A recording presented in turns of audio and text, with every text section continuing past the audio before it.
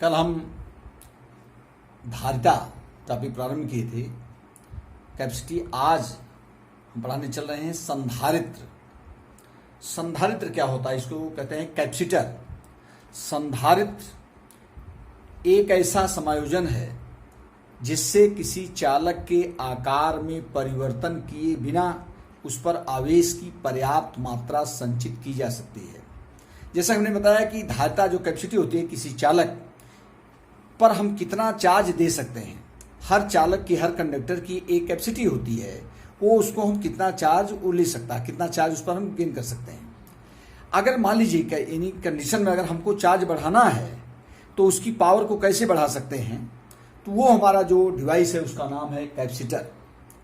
इससे हम चालक की कैपेसिटी को बढ़ा सकते हैं।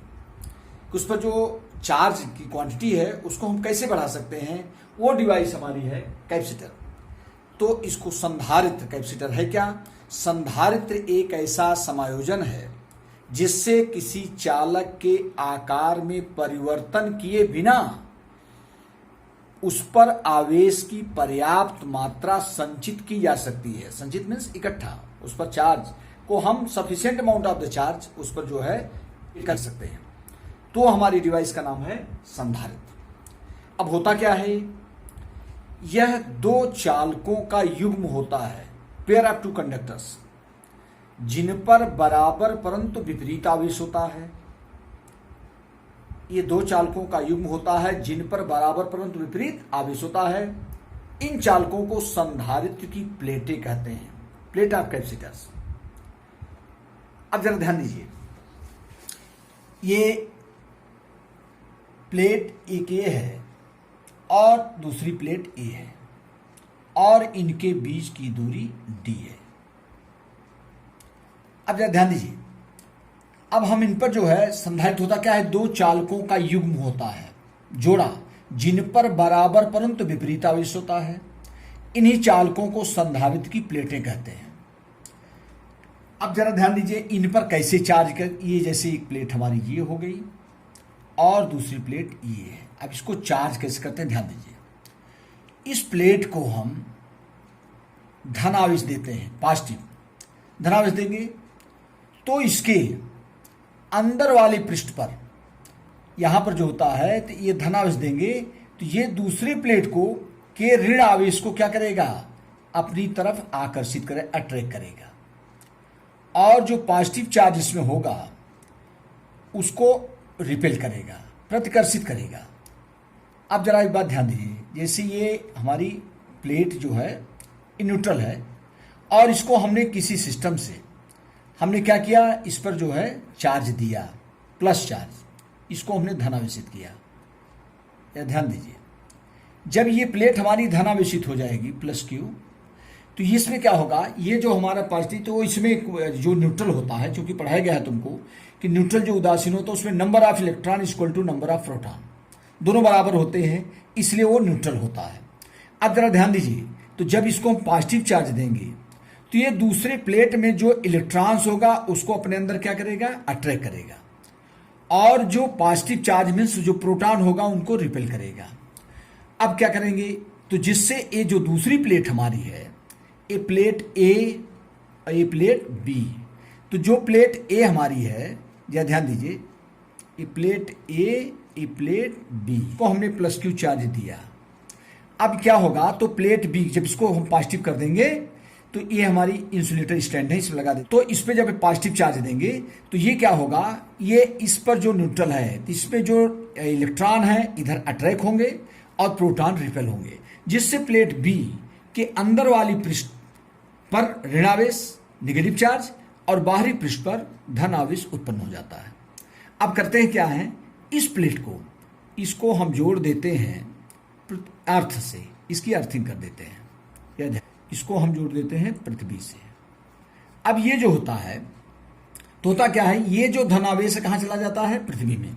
कैसे चला जाता है इसको ध्यान दीजिए, चूंकि पृथ्वी में अनंत संख्या में इलेक्ट्रॉन्स और प्रोटॉन्स होते हैं, तो ये जा करके यहां से इलेक्ट्रॉन जा करके इस पॉजिटिव चार्ज को क्या कर देगा, न्यूट्रल कर देगा। तो हम यूं कहते हैं कि ये जो हमारा पॉजिटिव चार्ज है कहाँ चला जाता है, अर्थ में। जब ये पॉजिटिव चार्ज हमारा अर्थ में चला जाएगा तो ये पूरी पूरी प्लेट क्या हो जाएगी, ये ऋण आवेशित हो जाएगी। ये पूरी पूरी प्लेट, चूंकि ये पॉजिटिव चार्ज हमारा चला गया अर्थ में, तो ये हमारी पूरी दूसरी प्लेट हमारी, ये हमारा तुरंत हो जाएगा इस पर माइनस क्यू चार्ज, इस पर आ जाएगा, ही इस पर माइनस होगा। तो इस प्रकार से हम संधारित्र में चार्ज कैसे उत्पन्न होता है तो इसको मैंने बताया। अब संधारित्र की धारिता क्या होती है, इसकी कैपेसिटी क्या होती है। संधारित्र की किसी एक प्लेट को दिए गए आवेश, चूंकि दोनों पर आवेश बराबर होते हैं, संधारित्र की किसी एक प्लेट को दिए गए आवेश और इन प्लेटों के मध्य उत्पन्न विभवांतर के अनुपात को संधारित्र की धारिता कहते हैं। तो संधारित्र की किसी एक प्लेट को, तो संधारित्र की धारिता जो होता है, संधारित्र की C होता है Q/V। इसको हमने धारिता वाले में ही टॉपिक में बताया था। तो इस प्रकार से ये है संधारित्र में हम कैसे प्लेटें हमारी, एक पर जितना पॉजिटिव होगा दूसरी प्लेट पर अपने आप नेगेटिव होगा। क्योंकि संधारित्र में दो चीजें हैं, यह दो चालकों का युग्म होता है जिसे संधारित्र की प्लेटें कहते हैं। तो किसी एक प्लेट को, जैसे हमने क्या किया, इसको चार्ज दिया, तो इसको चार्ज देने के बाद मैंने समझाया इसमें कि जब पॉजिटिव चार्ज देंगे तो ये तुम्हारा क्या हो जाएगा, ये अंदर वाली पृष्ठ पर ऋणावेश और बाहरी पृष्ठ पर धनावेश, इसको अर्थ से जोड़ देंगे और ये हमारे सारा पॉजिटिव चार्ज अर्थ में चला जाएगा, जिससे हमारी दूसरी प्लेट ऋणावेशित हो जाए। अब इसकी कैपेसिटी कैसे निकालते हैं, तो संधारित्र की किसी एक प्लेट को दिए गए आवेश और इन प्लेटों के मध्य उत्पन्न विभवांतर के अनुपात को संधारित्र की धारिता कहते हैं। संधारित्र की धारिता तीन बातों पर निर्भर करती है। C is directly proportional to A। ये संधारित्र की जो धारिता होती है, अब कैपेसिटर जो होता हमारा होता है, ये 3 पॉइंट पर निर्भर करता है। नंबर 1 पर प्लेटों के क्षेत्रफल, एरिया ऑफ द प्लेट्स, ये जो हमारी प्लेट की एरिया है इस पर डिपेंड करता है। नंबर 2 पर होता है C is directly proportional to K। K means होता है परावैद्युतांक, ये हमारा होता है डाइलेक्ट्रिक कांस्टेंट, परावैद्युतांक। इसमें जरा ध्यान दीजिए, तो ये दूसरा ये निर्भर करता है, अगर हम प्लेटों के मध्य कोई परावैद्युत पदार्थ भर देते हैं तो डाइलेक्ट्रिक सब्सटेंस में डाल देते हैं तो इससे संधारित्र की धारिता बढ़ जाती है। तीसरा जो होता है C is inversely proportional to D। ये जो प्लेटों के बीच की दूरी है इसके जो है इनवर्सली प्रोपोर्शनल होता है। अगर प्लेटों के बीच की दूरी हम कम करेंगे तो संधारित्र की धारिता बढ़ जाएगी, प्लेटों के बीच की दूरी ज्यादा करेंगे तो संधारित्र की धारिता घट जाएगी। तो इस प्रकार से ये हमारा कैपेसिटर है। कैपेसिटर होता क्या है, कैपेसिटर की जो कैपेसिटेंस है किस पॉइंट पर डिपेंड करता है, किस पर डिपेंड, नंबर 1 पर प्लेटों के क्षेत्रफल पर, एरिया ऑफ द प्लेट्स, और दूसरा होता है dielectric substance between the plates, ये डायरेक्टली प्रोपोर्शनल होता है, और तीसरा हमारा होता है डिस्टेंस बिटवीन द प्लेट्स। तो इस प्रकार से अगर ये तीनों पर जो होता है C is directly proportional to A। अब हम कैसे निकालते हैं प्लेट्स, पहले प्लेट कैपेसिटर, समांतर पट्ट संधारित्र की धारिता। समांतर पट्ट संधारित्र की धारिता इसको कहते हैं पैरेलल प्लेट कैपेसिटर, जो अभी समझा रहे हैं, जरा ध्यान दो। यही हमारा है, ये हमारा है प्लेट, पैरेलल प्लेट, ये दोनों प्लेटें पैरेलल होनी चाहिए। ये जो है ये किसी कुचालक, दो पैरेलल प्लेट्स A और B हैं, जो किसी कुचालक, ये इनके बीच की दूरी कितना है, D है। अब ये किसी कुचालक इंसुलेटर स्टैंड से इन प्लेटों को हम जोड़ देते हैं। ये अब इसको हम क्या करेंगे, इसको हम पॉजिटिव चार्ज देंगे इस प्लेट को, तो ये हमारी हो जाएगी पॉजिटिव, हमारा हो जाएगा पॉजिटिव चार्ज हो जाएगा। और इसको चूंकि जोड़ देते हैं हम पृथ्वी से, अर्थिंग कर देते हैं इसका जब अर्थिंग कर देंगे तो इस पर हमारा आ जाएगा निगेटिव चार्ज।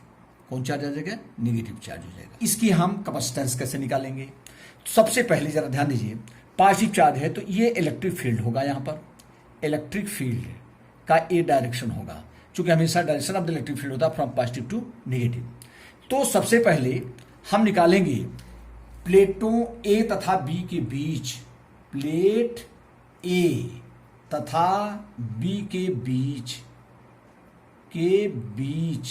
वैद्युत क्षेत्र की तीव्रता, इलेक्ट्रिक फील्ड निकालेंगे।